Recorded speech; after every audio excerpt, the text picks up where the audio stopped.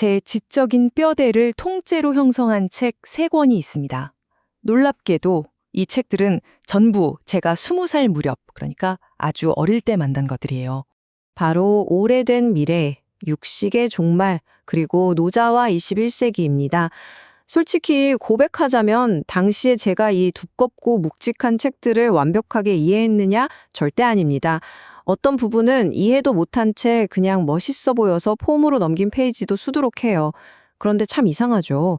그 이후로 제가 훨씬 더 많은 책을 꼼꼼하게 읽었음에도 불구하고 제 세계관의 진짜 밑바탕은 바로 이 3권이 다 만들어놨거든요. 여기서 아주 흥미롭고 거대한 미스터리가 하나 등장합니다. 대체 왜 40대에 밑줄 쳐가며 치열하게 읽은 책 100권보다 17살 무렵에 다소 엉성하게 훑어본 책 3권이 한 사람의 지적 구조에 더 지울 수 없는 깊은 흔적을 남기는 걸까요? 당장 우리 주변만 한번 잘 관찰해 보세요. 어릴 때부터 꾸준히 활자를 접해온 사람과 30대나 40대가 되었어야 나도 책 좀 읽어야겠다 하고 늦가기로 독서에 뛰어든 사람은 텍스트를 소화하는 방식 자체가 좀 다릅니다. 청소년기부터 훈련된 사람들은 사고가 굉장히 통합적이고 깊이가 있는 반면에 늦게 시작하신 분들은 아무리 책을 많이 사서 읽어도 지식을 좀 피상적으로 흡수하거나 단편적인 인용에 그치는 경우를 자주 보게 됩니다. 자, 그럼 이게 그냥 저만의 느낌일까요? 기분 탓에 불과할까요? 오늘 이 분석에서 다룰 1차 학술 자료들을 살펴보면 절대 기분 탓이 아닙니다.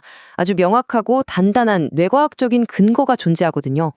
먼저 인지심리학, 신경과학, 교육학 이 3가지 학문이 내놓은 동일한 대답부터 살펴보겠습니다. 첫 번째는 인지심리학의 관점입니다.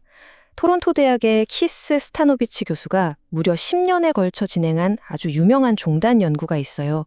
정말 놀라운 결과가 나왔는데요. 참가자들의 IQ 수치를 통계적으로 완전히 똑같이 통제해버린 후에도 개인의 지식 차이를 결정짓는 핵심 요인은 바로 누적 독서량, 즉 활자에 얼마나 노출되었느냐였습니다. 이게 개인 간 지식 격차의 무려 61%를 설명했어요. 타고난 지능보다도 단순히 누적된 독서의 양 자체가 내 사고의 깊이를 결정해버린다는 겁니다. 스타노비치 교수는 이 현상을 문해의 마태 효과라고 불렀습니다. 어릴 때 형성된 이 읽기 능력이 시간이 지날수록 어휘력이나 배경 지식, 독해력에서 그야말로 눈덩이처럼 기하급수적인 격차를 만들어낸다는 거죠. 이렇게 비선형적으로 확 벌어진 차이를 어린이 되어서 뒤늦게 독서를 시작한 사람이 단숨에 따라잡는다는 건 구조적으로 정말 대단히 어렵습니다. 두 번째는 신경과학의 관점인데요.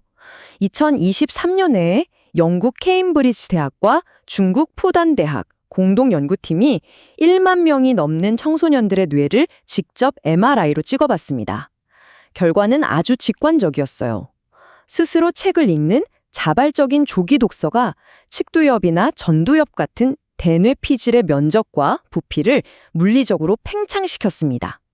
그러니까 10대의 독서는 단순히 머릿속에 정보를 집어넣는 게 아니라 뇌라는 하드웨어 자체를 뜯어고치는 물리적인 공사였던 거죠. 참고로 연구팀이 제시한 최적의 독서량은 주당 12시간이었습니다. 하루 2시간도 안 되는 우리가 무심코 스마트폰을 들여다보는 시간보다도 적은 투자죠. 세 번째, UCLA의 인지신경과학자 메리언 울프 교수는 여기서 한 발 더 깊이 들어갑니다. 우리 뇌에는 복잡한 텍스트를 긴 호흡으로 읽어내고 타인에게 깊이 공감하게 만드는 이른바 깊이 읽기 회로라는 전용 통로가 구축된다고 해요. 여기서 가장 중요한 포인트는요, 이 신경 통로가 깔리는 데에는 아주 결정적인 타이밍, 즉 임계기가 존재한다는 사실입니다. 만약 이 청소년기라는 골든타임 동안 깊이 읽기 회로를 튼튼하게 깔아두지 않으면 어떻게 될까요?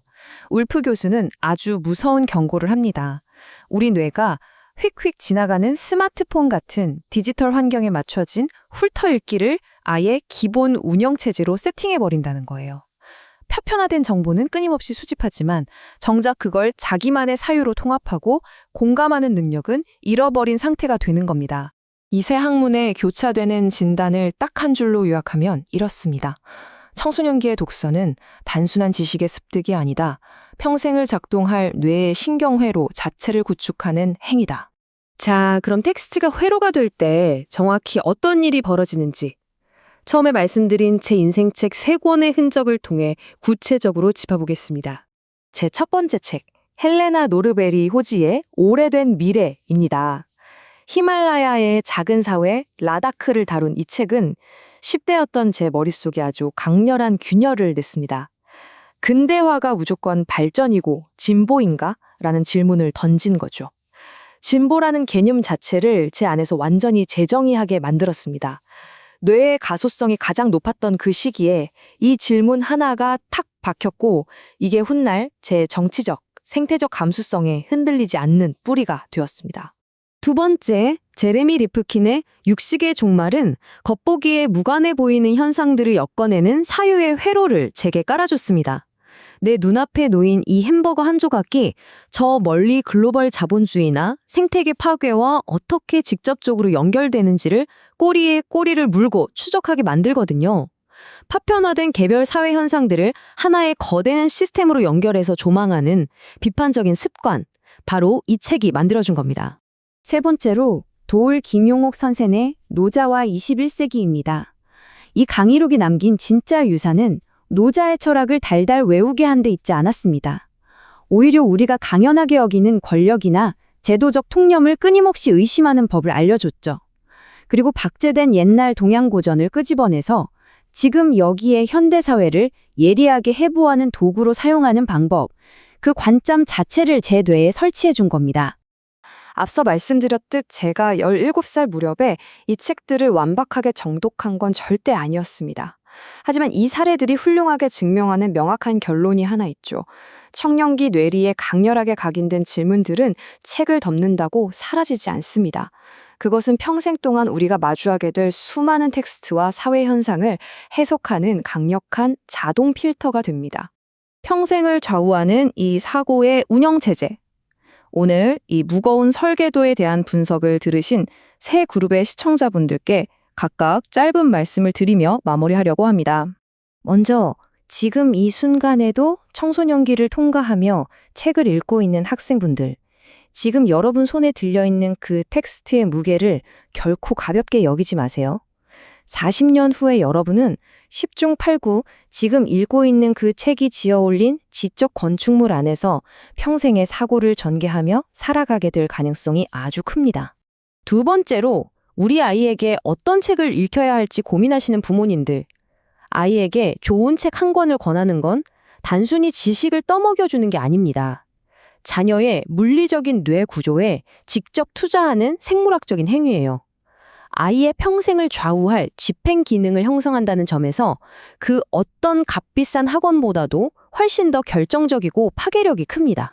마지막으로 30대나 40대가 되어서야 비로소 독서의 즐거움을 깨달으신 늦깎이 독자분들, 책을 펼치기에 늦은 때란 결코 없습니다. 우리의 뇌는 성인이 되어서도 여전히 변화할 수 있는 힘이 있으니까요. 다만 청소년기라는 특별한 시기에 이루어지는 독서가 지니는 그 깊고 대체 불가능한 신경학적 무게만큼은 우리가 덤덤하게 인정하고 존중해야 합니다.